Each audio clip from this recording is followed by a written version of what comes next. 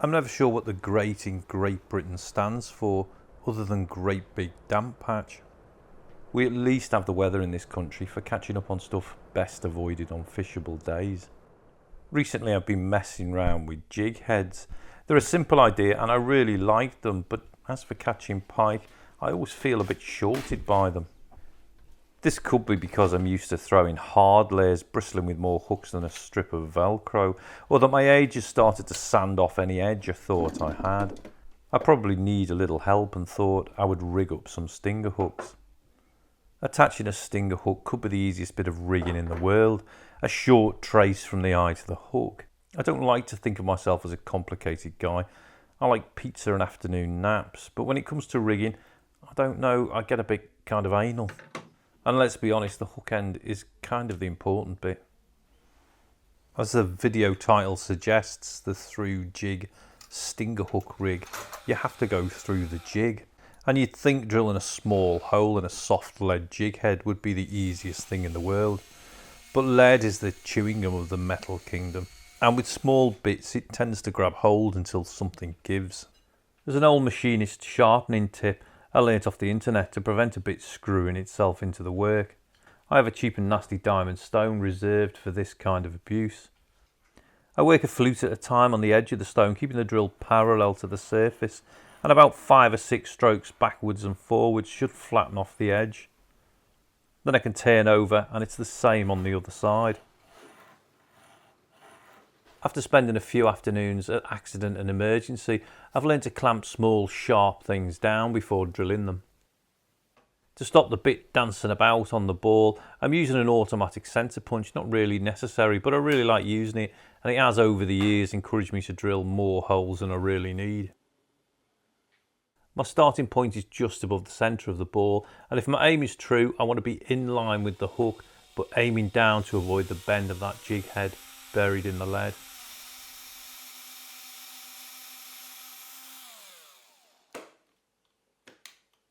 One of the big advantages of soft plastics is you can thread them onto a hook, but recently I've been designing soft layers that I can print 3D molds for. And rather than use liquid PVC that you have to heat up, I've been experimenting with special effects silicone, which is tougher and not easy to get a hook through.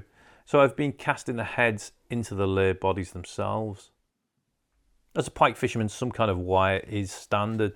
I normally opt for £30 coated 7 strand, mainly because it's easy to get hold of. Hook-wise, it's whatever's in the box that's not too big to scare the fish away, although lately I've been scaling down a bit. For the crimping, I like to double back through the crimp, which can be a bit fiddly, but it seems to give a much more secure hold. And then with a bit of firm pressure and some crimping pliers, I can close the crimp up.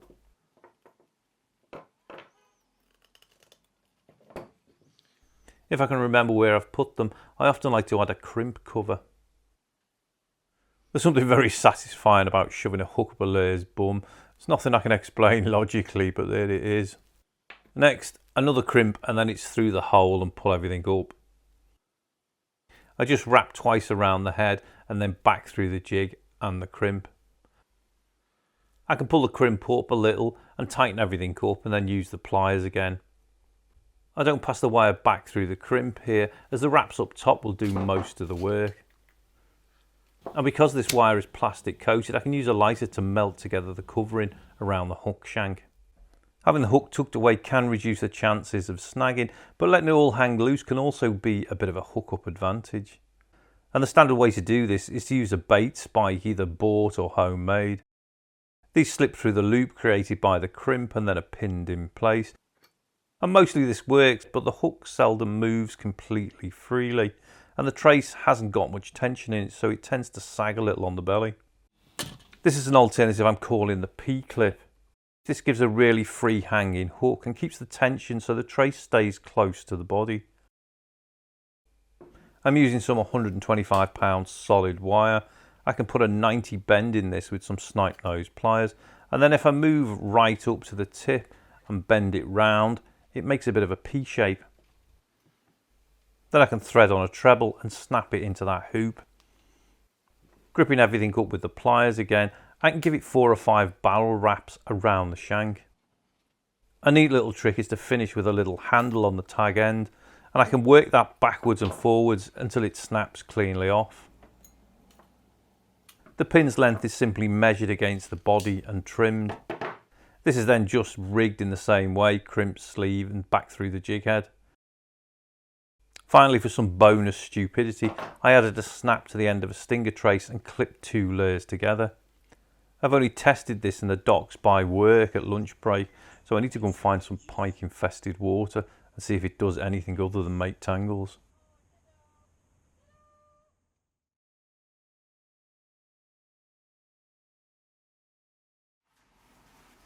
I've come to the conclusion that I lack the backbone to be a proper fisherman.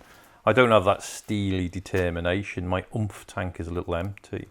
But just being near water is, well, I don't know, I'm a bloke, it's kind of better than good.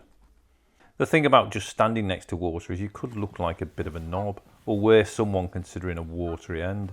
So it's best to hold something like a fishing rod, then you can stand there all day.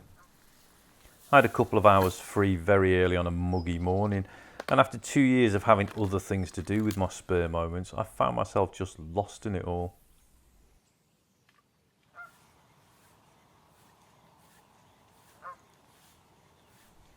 Yeah, I caught a fish. It wasn't the most epic of battles or the biggest thing in the lake, but my rig worked, and most of all, for a couple of hours, I didn't really care about anything. In the end, I didn't get round to throwing the double rigged lure thing. I kind of thought some cakes just don't need icing. Thanks for watching. I'll be back soonish, messing around with something else.